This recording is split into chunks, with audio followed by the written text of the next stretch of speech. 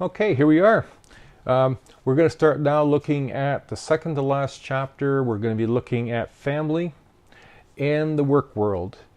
And we're looking at this because this is an area of which the family, we're seeing dual income or we're seeing double career. And so as a result, there's more relationship between how do we parent and how we arrange our family when we have people involved with work. And it's really putting a lot more stressors on the family. And so in this particular chapter, we'll do this in two parts as well. And we're going to begin with, in the first one, we'll look at what is the current situation of families in the work world. And I'm going to show you a fair bit of data about that. And all this is in your textbook as well. And then in part two, we'll look at, well, what are the kind of ways in family life interact with work life? Excuse me. And then we'll look at what kind of care are available for dependent family members, because we're starting to look at, well, if you got family issues and you got work and you got sick family, then that complicates things much more. And then what are some of the effects of unemployment on the family?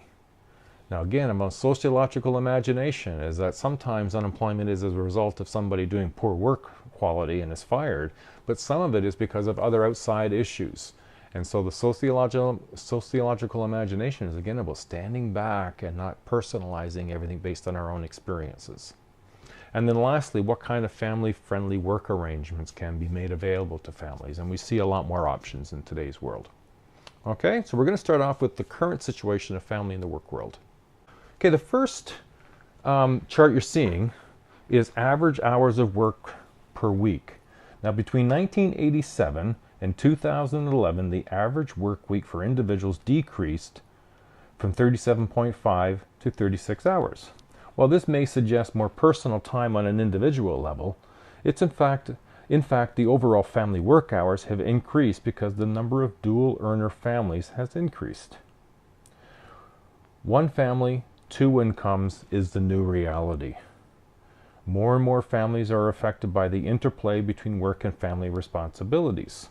A significant societal trend is increased number of women employed outside of the home. In contrast, labor force participation rate among men aged 15 and over to be declining slowly. In 1975, there were 52% of women aged 25 to 54 were part of the paid workforce. In 2009, there were 82%.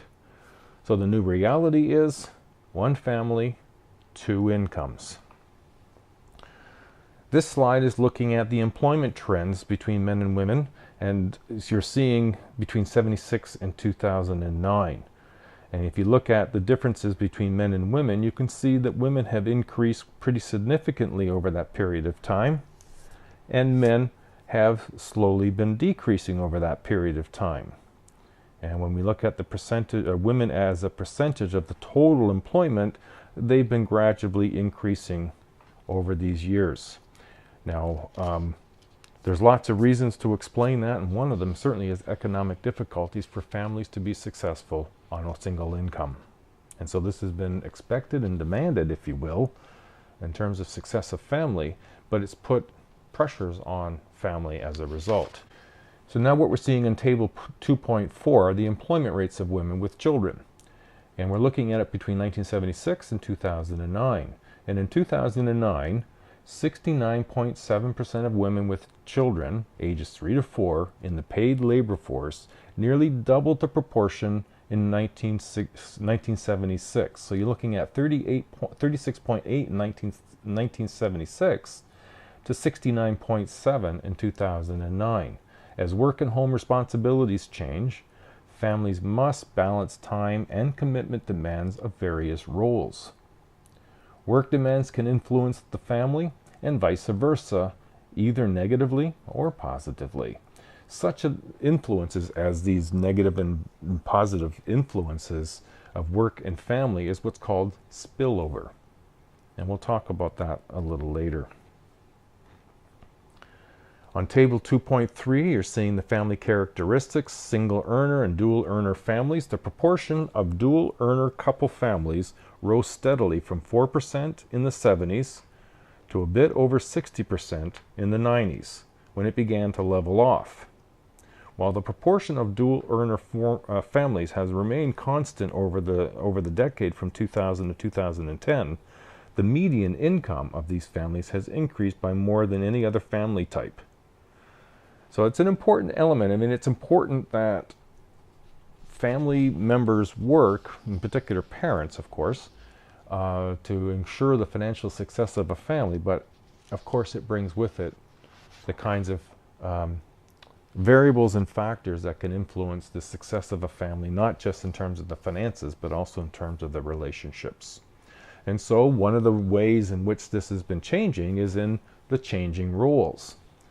Homemaking was planning a traditional marriage put up but ends at the labor force. So the plan of a traditional marriage ended with the labor force. The always wanted careers, reluctant to become mothers and homemakers, and plan to have careers, but circumstances prevented this. So we've gone from having stay-at-home moms into having a changing role and expectation of being able to earn a career and contribute to a family. And more women have wanted to follow that path, where motherhood and careers becomes almost opposing forces.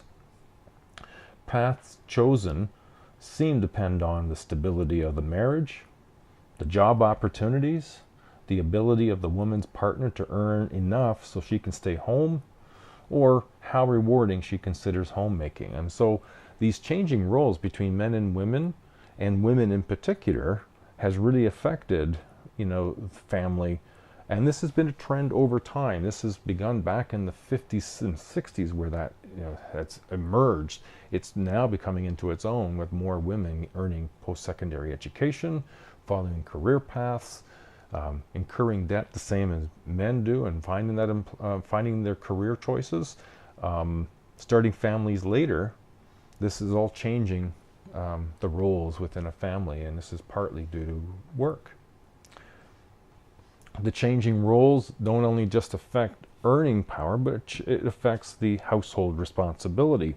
Hard physical housework has been reduced through the introductions of utilities, the advent of the washing machine, the dishwasher, electricity, running water, all contributed to the hope that things would make things easier for women, in particular in the household. But of course, that didn't necessarily work out that way. Technology has made household work different rather than less. The amount of time spent on household work related to income levels, age and quality of housing, personal standards for meals preparation and cleanliness. Shift from wage earner husbands to dual earner families has not meant an equal shift in household responsibilities. Most housework is still done by women. Rather, led to conflict over how household work and childcare should be divided. Since men traditionally have not had to concern themselves with family care, some view housekeeping chores as unmasculine. Husbands tend to do the highest share of housework, about 35%, when partners' earnings are equal. When children are present, both parents assume more work.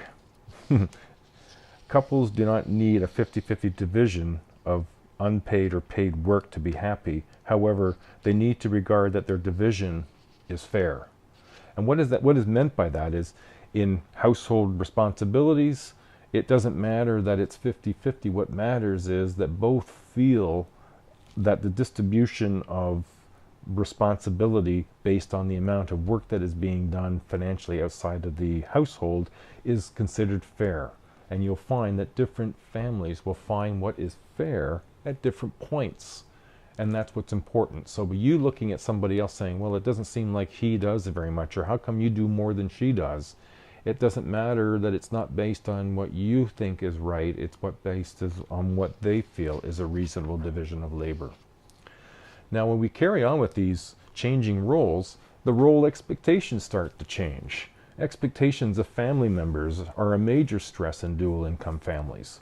Traditional ideals of family togetherness and quality time with children don't coincide with dual income families. Expectations of employers and fellow co-workers may be anti-family.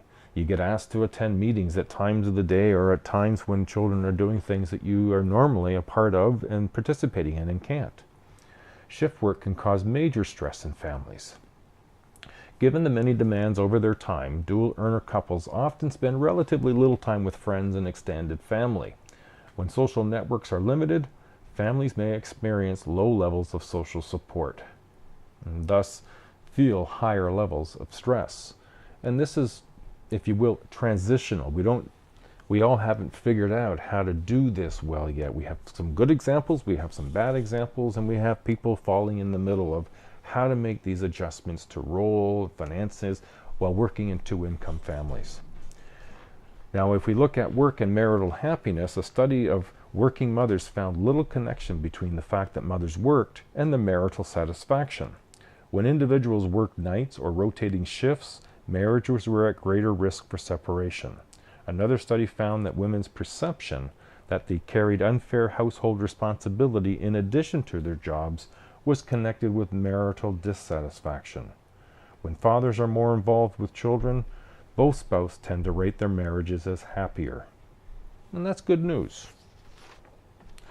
So what we're going to do, we're going to carry on with this. This has been chapter 12, part 1. Just basically looking at what is the current situation for families in the work world. Now what I'm going to do is I'll go into part 2 and we'll finish up the rest of the chapter there. All right, so I hope this has been helpful and we'll see you in part 2.